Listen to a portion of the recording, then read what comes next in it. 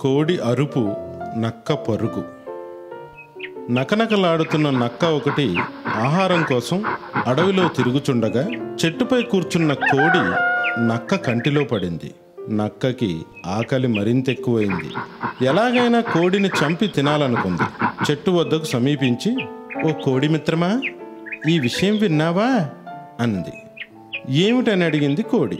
"మరి నిన్న రాత్రి ఆకాశవాణి పలికింది. అదేంటంటే సమస్తమైన జంతువులు మరియు పక్షులు కలిసి మెలిసి మంచి స్నేహితులుగా ఉండాలని, ఒకరికొకరు హాని చేయకుండా ఉండాలని ఆకాశవాణి పలికింది. మిత్రమా, ఇప్పుడు మనం స్నేహితులం. కిందికి దిగిరావా? చేయి కలుపుకొని సంతోషంగా ఉందాం" అంది నక్క.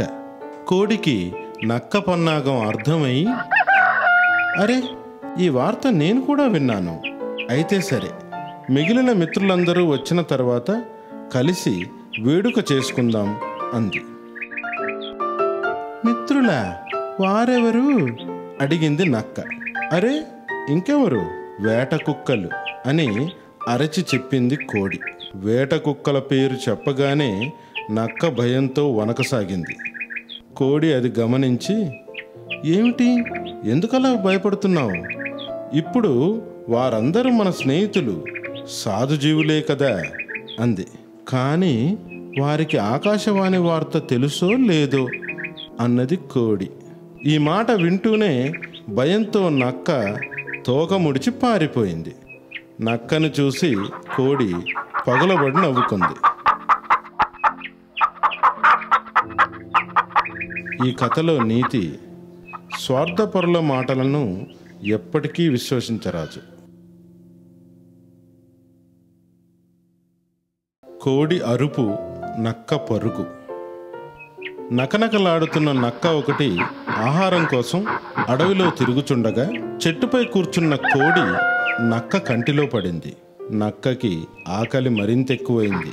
ఎలాగైనా కోడిని చంపి తినాలనుకుంది. చెట్టు వద్దకు సమీపించి, "ఓ కోడి మిత్రమా, ఈ విషయం విన్నావా?" అంది. "ఏమిటని?" అడిగింది కోడి. "మరి నిన్న రాత్రి ఆకాశవాణి పలికింది. అదేంటంటే సమస్తమైన జంతువులు మరియు పక్షులు కలిసి మెలిసి మంచి స్నేహితులుగా ఉండాలని, ఒకరికొకరు హాని చేయకుండా ఉండాలని ఆకాశవాణి పలికింది. మిత్రమా, ఇప్పుడు మనం స్నేహితులం. కిందికి దిగిరావా? చేయి కలుపుకొని సంతోషంగా ఉందాం" అంది నక్క. కోడికి నక్క పన్నాగం అర్థమై, "అరే, ఈ వార్త నేను కూడా విన్నాను. అయితే సరే, మిగిలిన మిత్రులందరూ వచ్చిన తర్వాత కలిసి వేడుక చేసుకుందాం" అంది. "మిత్రులా? వారెవరు?" అడిగింది నక్క. "అరే, ఇంకెవరు? వేట కుక్కలు" అని అరచి చెప్పింది కోడి. వేట కుక్కల పేరు చెప్పగానే నక్క భయంతో వణకసాగింది. కోడి అది గమనించి, "ఏమిటి? ఎందుకలా భయపడుతున్నావు? ఇప్పుడు వారందరూ మన స్నేహితులు, సాధుజీవులే కదా" అంది.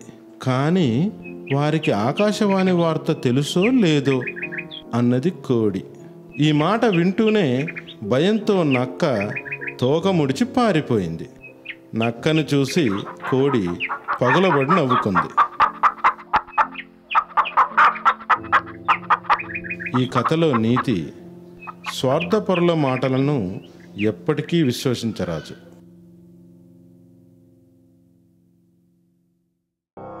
అప్పులేనివాడే అధిక బల సంపన్నుడు, విషయాసక్తి లేనివాడే జ్ఞాని.